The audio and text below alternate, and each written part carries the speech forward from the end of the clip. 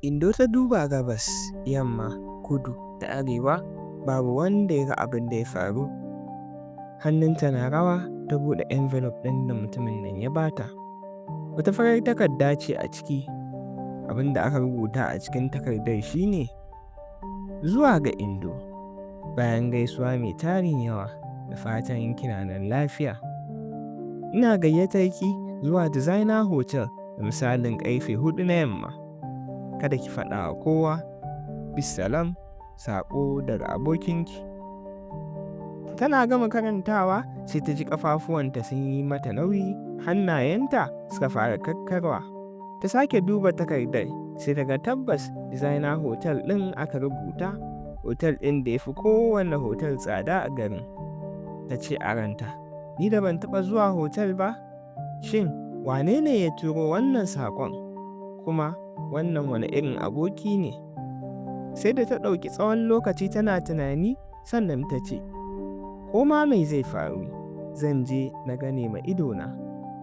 Da misalin ƙarfe 3:30 na yamma, Indo ta ɗauko makullin shagonta sannan ta rufe. Ta ɗaga hannu sama ta yi addu'a ta ce, ya Allah, ka tsare ni da tsarewarka, ka kuma kare ni da kariyarka. Dafta bakin titi ta tare mai a ta sahu, sannan ta ce masa, Designer Hotel za ka kai ni.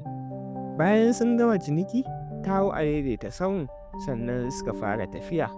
Tambayoyi biyu ne suka tsaya a ran Indo yayin da suke wannan tafiyar. Wane ne ya turo min wannan saƙon? Menene zai faru da ni yayin da na isa hotel ɗin? Ba su ɗauki tsawon lokaci ba suna tafiya sai ga su a ƙofar shiga hotel ɗin. Aljannar duniya, Indo ta faɗa a ranta. Tun da take ba ta taɓa ganin waje mai kyan haka ba, ko da kuwa a mafarki. Sai da Indo ta ji kamar ta juya ta koma, amma sai wata zuciyar ta ce mata, ai tun da kika riga kika zo, wanda ki ƙarasa ki ga me zai faru. Jami'an tsaro biyu ne a tsaye a gate ɗin shiga hotel ɗin. Daga ganin Indo sai ɗaya daga cikinsu ya nufo inda take a tsaye. Yana zuwa ya ce mata, barka da yamma, wa kika zo gani ne? Cikin fargaba Indo ta buɗe baki ta fara magana. Sunana Indo. An turo min wannan wasiƙar ne, aka ce min na zo nan ƙarfe 4, ta faɗa tare da miƙa masa envelope ɗin da ke hannunta. Jami'in tsaron ya karɓi envelope ɗin ya kalla, sannan ya murmushi. Tabbas akwai wanda yake jiranki a ciki. Bismillah, za ki iya shiga. Kafin ya gama rufe bakinsa, sai ga wani mutumi sanye da baƙaƙen kaya ya fito daga cikin hotel ɗin. Kai tsaye ya nufo inda Indo take. Yana zuwa ya ce mata, ki biyo ni, sannan ya juya ya nufi ƙofar shiga hotel ɗin. Indo ta yi bismillah, sannan ta bi shi a baya. Duk da a lokacin tana jin ƙafafuwanta sun yi mata nauyi, dagewa ta yi ta ci gaba da tafiya. Haka suka yi ta shiga wurare na alfarma suna fita, har sai daga ƙarshe suka zo bakin wata ƙofa.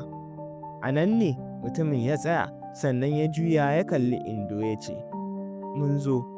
Wanda ya aika miki da saƙon yana jiranki a cikin ɗakin nan. Indo ta kalli ƙofar, sannan ta mai da kallonta kan mutumin. Zan iya shiga yanzu? Mutumin ya girgiɗa kai, sannan ya ce mata, kada ki damu, babu abin da zai same ki. Duk da haka sai da Indo ta ɗanyi addu'o'inta a cikin zuciyarta, sannan ta buɗe ƙofar. Tana shiga, idanuwanta suka nufi kan mutumin da ke zaune a tsakiyar ɗakin. Mutumin yana zaune ne a kan keken guragu. Indo ta tsaya cak, ta kasa motsi, tana kallonsa cike da mamaki. A ranta tana cewa, mutumin nan ya yi kama da miskinin da ya saba zuwa wajena ya zauna, amma kuma a wannan karan ya canja. Yana sanye da fararen kaya da agogo mai matuƙar tsada. Keken guragun kuma da yake kai sabo ne fil, gashi kuma mutum ne mai cike da kwarjini. Baba, Indo ta faɗa yayin da ta ɗaura hannayenta a kan ƙirjinta. Indo, barkanki da zuwa, ga waje nan ki zauna, mutumin ya faɗa yana murmushi. Baba, kai ne kuwa? Indo ta faɗa yayin da ta kasa motsawa daga inda take a tsaye. Ƙwarai kuwa ni ne. ga kujera nan ki zauna mana, ya faɗa tare da nuna mata kujerar da ke kusa da ita. Har yanzu Indo ba ta yarda da abin da take gani ba, ji take kamar mafarki take. Baba ya gyara muryarsa sannan ya fara yi mata bayani. Sunana Alhaji Musa, kuma ni hamshakin attajiri ne a wannan ƙasar. Indo cikin mamaki ta ce, attajiri? Alhaji Musa ya ce, tabbas ina da manyan kamfanoni a ciki da wajen ƙasar nan. Ina da asibitoci, makarantu, gidaje da dai sauransu. Alhamdulillah, arzikin duniya Allah ya bani. To me yasa kake yin shiga irin na miskinai kuma mabarata bayan kana da wannan tarin arzikin? Alhaji Musa ya yi murmushi sannan ya ce mata, na gaji da ganin yadda mutane suke yin taimako ba don Allah ba, sai don wasu su gani ko kuma don su cimma wani burinsu a rayuwa. Ina son na ga mutanen da suke yin taimako ne don Allah, wanda idan suka tashi taimako suke taimakon wanda ya cancanta a taimaka masa.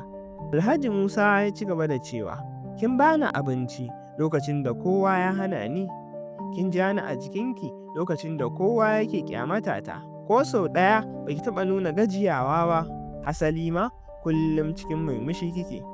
Duk shekara ina zaɓen mutane 10 da suka nuna halaye irin naki in taimaka musu wajen ganin sun zama attajirai su ma, saboda ina da tabbacin cewa idan suka zama attajirai za su taimaka ma waɗansu.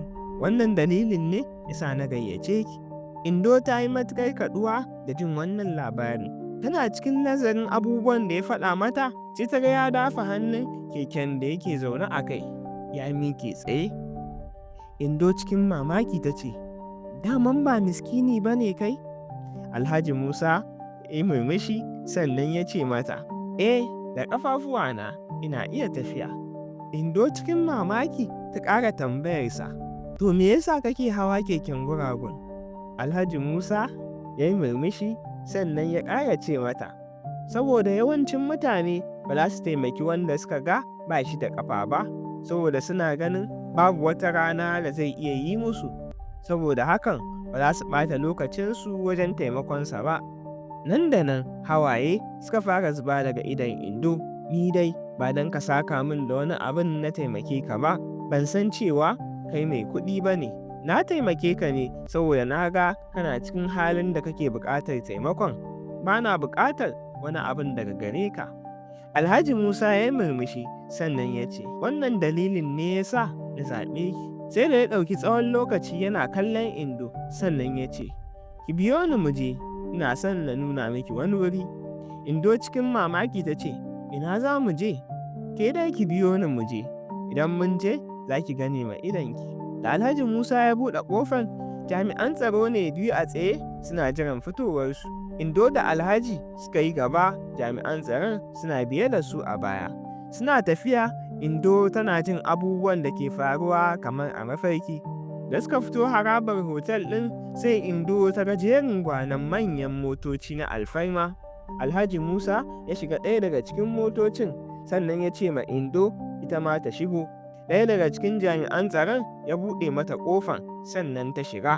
Haka suka yi convoy suka fita daga hotel ɗin. Suna tafiya, Indo na tunani, ni kam ina za mu je ne haka?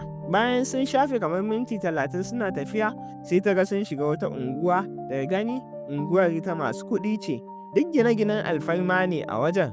Ga Larabawa, Turawa da 'ya'yansu suna gudanar da ayyukansu na yau da kullum. Can sai ta ji motarsu ta tsaya. Aka buɗe wa Alhaji Musa ƙofarsa ya fita. Ita ma Indon aka buɗe mata nata ƙofar. Zo ki gani, Alhaji Musa ya faɗa yana kallon wani gini da ke gabansa. Indo na zuwa sai ta ga wani katafaren gini ne na alfarma. An yi ma wajen kwalliya da kayan ado na kece raini. Irin wajen cin abincin nan ne da hamshakan masu kuɗi kaɗai ke iya zuwa. A saman ginin an rubuta Indo's Place, ma'ana wajen Indo. Wannan ne wajen da ka ce za ka nuna min? Indo ta faɗa cikin mamaki. Alhaji Musa ya ce, tabbas nan ne, kuma wajen nan naki ne. Nawa? Ta faɗa cikin mamaki. Ƙwarai kuwa naki ne, an siyi wajen tun kimanin wata 3 da suka wuce. an horar da ma'aikata, an tsara jadawalin abinci da dai sauransu. Takaddun mallakar wajen sunanki ne a jiki. Kin taimake ni lokacin da kike zaton ba ni da komai, yanzu kuma ina son na taimake ki wajen cimma burikanki ke ma. Na san cewa muddin na taimake ki, ke ma za ki taimaki waɗansu. Hakika kin cancanci wannan, kuma ina tabbatar miki da cewa wannan somin taɓa ne.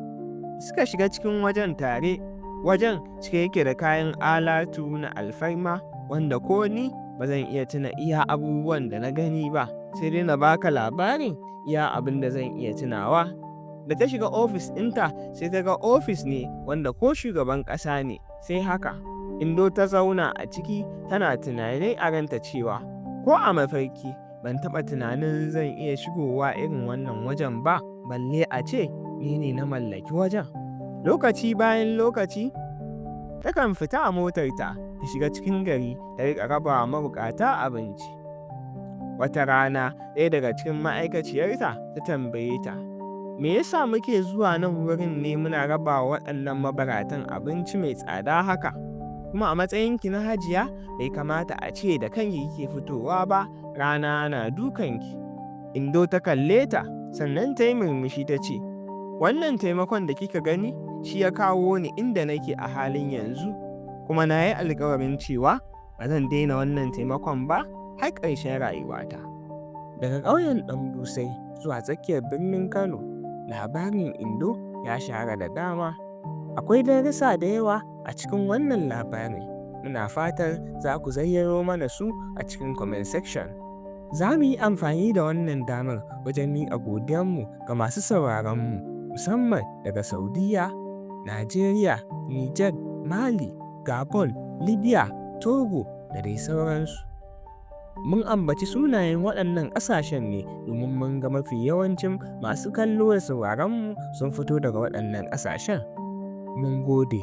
Kada ku manta ku yi likin wannan bidiyon saboda YouTube su tura ma waɗansu, sannan kuma ku yi sharing, sannan kuma ku yi comment, sannan ku yi subscribing a wannan channel ɗin domin mu samu ƙwarin gwiwa wajen yi muku sababbin bidiyoyi wanda za ku ji daɗinsu. Mun gode. Allah ya saka muku da alkhairi. Sai anjima.